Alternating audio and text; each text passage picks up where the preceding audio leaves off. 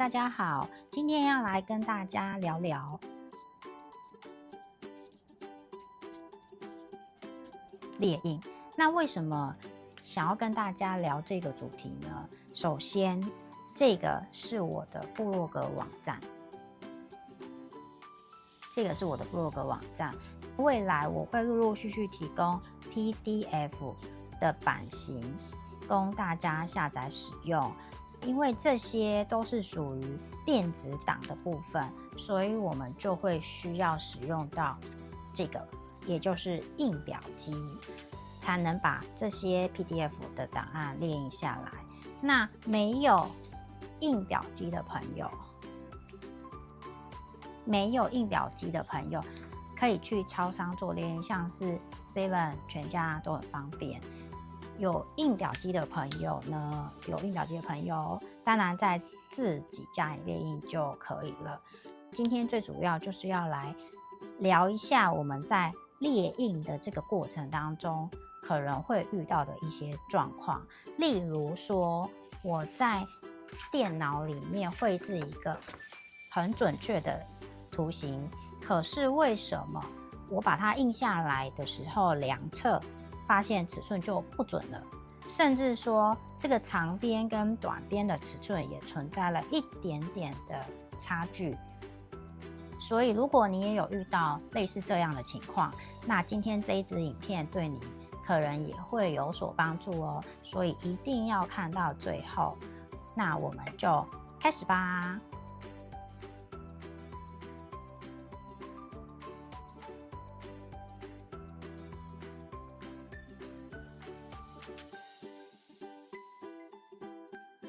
为了测试不同印表机的精准度，所以我特地用绘图软体画了这一张图。那我们在上面可以看到，我画了一个10乘10公分的正方形，然后在线条的宽度的部分，我选择比较细的，就是 0.2 mm， 相当于是 0.02 公分的线条宽度。因为如果说你太粗的话，最后量测起来也不会那么精准。那我们现在就来看看我前往超商列印的画面吧。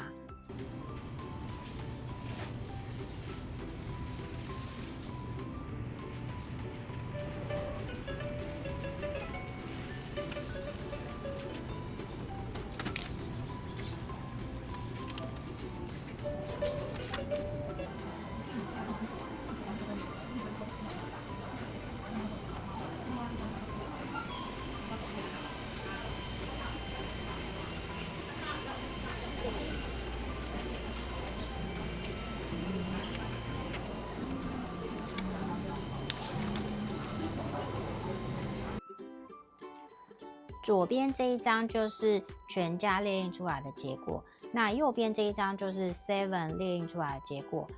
我们现在就拿尺来量量看吧。我们先来量全家列印的部分，0的位置在这里，往右边拉10公分是在这一个位置。那很明显可以看到这一条边界线已经小于10公分，所以大概落在 9.6 公分左右。那我们再来换另外一个方向，这个方向也是一样，0的位置在这边，那我们往下拉10公分是在这个位置，那这条水平的边界线也是大概落在 9.6 公分左右，所以由此可知全家列印确实被缩小了。那我们再来量 Seven 的部分。好，我们现在来量 Seven 的部分哦。一样先量水平的这个方向。这边可以看到10公分的位置是在这里。那这一条垂直的边界线很明显也是一样小于10公分，大约也是落在 9.6 公分左右。那我们再换另外一个方向哦。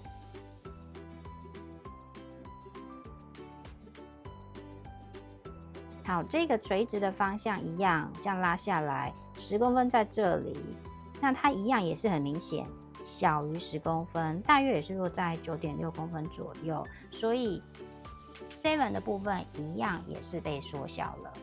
由刚刚的实际量测结果可以发现，在超商列印图档的时候，确实图案会被缩小。那被缩小了多少呢？这里有一个简单的公式可以计算一下哦，就是首先这个10就是电脑原本的绘制尺寸乘以一个框框，也就是缩小的倍率。那目前不知道，所以我们假定是框框，然后会等于 9.6，9.6也就是我们刚刚实际量测的尺寸。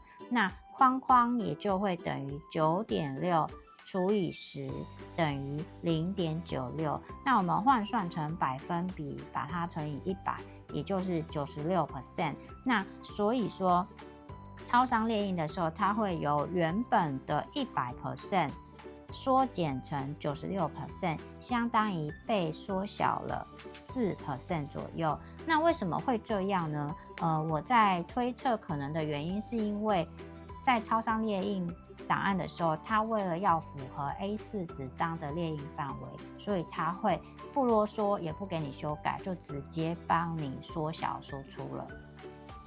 那如果说我们今天又只能去超商列印，那又要如何还原成原本正确的尺寸呢？其实也可以再透过复印放大来恢复原状。那它的计算公式就是这样，9.6也就是我们刚刚量测的尺寸乘以放大倍率，我们不知道，假定一样也是框框，然后会等于10，也就是我们电脑实际绘制的尺寸。那框框就会等于10除以 9.6， 也就是1.041666。那我们再把它换算成百分比，也就是乘以100，也就会得到 104.1666%。所以说我们在做复印放大的时候，只要将放大的倍率输入104的这个数值，就可以还原成原本电脑绘制的尺寸了。这样有简单吗？以上就是在使用超商列印图档的时候可能会遇到的状况，同时也顺便教大家该如何回推放大倍率来还原尺寸。接下来呢，我们就来看看使用家用印表机的状况吧。首先，我们先来看一下我在家里使用印表机列印的画面。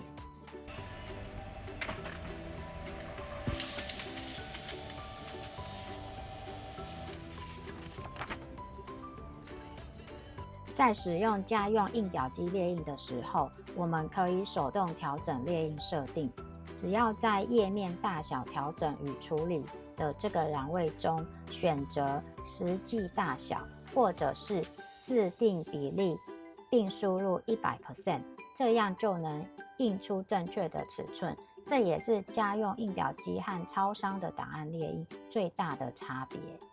这一张是我使用自己家里的印表机列印出来的测试纸张，那我们一样来量一下它的尺寸哦。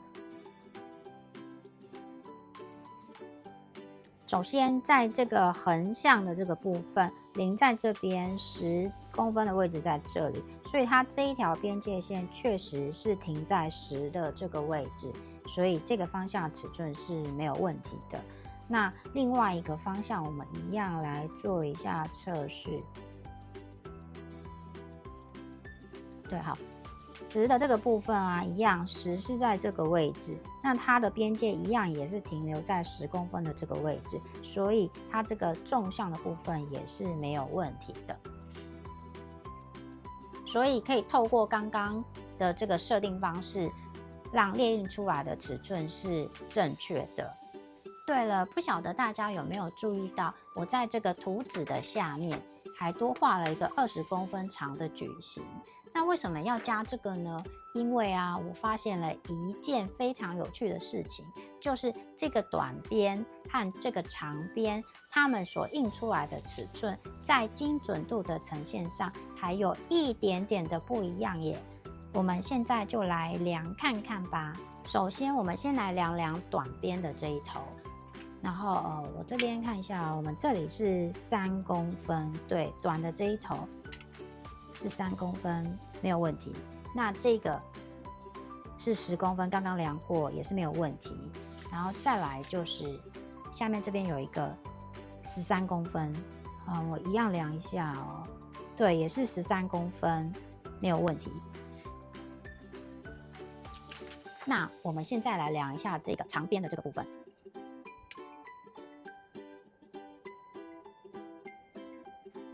有看到吗？这个20公分长的边界是在这里，但是实际上我们放大来看的话，它其实是已经超过20公分，接近20.1，但是没有到20.1，就是一定会比20公分还要大。那为什么会这样子呢？这个是我自己的感觉啦，就是我们这个印表机啊，它在结构设计的时候，假设这个是那个喷墨的喷头好了，那它是不是固定在同一个轴向做水平左右的移动？所以它在精准度的这个跑的这个部分会比较精准。所以说我们刚刚在量测这个3公分，这个3公分啊，还有这个10公分啊，甚至下面这个13公分，这个短边的这个轴向的量测是还蛮吻合的。那长边的部分就是这个直的这个部分啊，为什么会有不一样呢？我觉得就是说，我们纸张它在静止的时候，然后它透过滚轮在往前推送的这个过程中，可能产生了一点点的滑差，所以造成这个距离越长，它被拉长的这个幅度就会比较明显。像我们刚刚是量这个10公分是没有问题的嘛，可是我们量这20公分，它量起来就会接近20.1，就例如像这样的状况。这个是我这么多回合列印这个版型，就是以 A4 纸张的范围来测试的话，确实有发现这个状况。不过啊，话说回来，以在制作包带来说啊，像这种微小的列印误差，其实真的影响不大啦。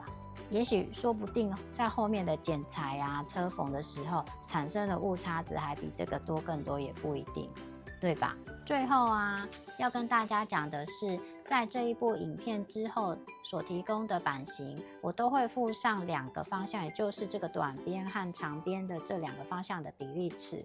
那大家可以自己量一量，再决定要使用哪一个方向作为调整的参考基准哦。那以上就是今天想要跟大家分享的内容，更多的资讯都写在部落格咯，有空可以滑过去看。那我们就下次再见咯，拜拜。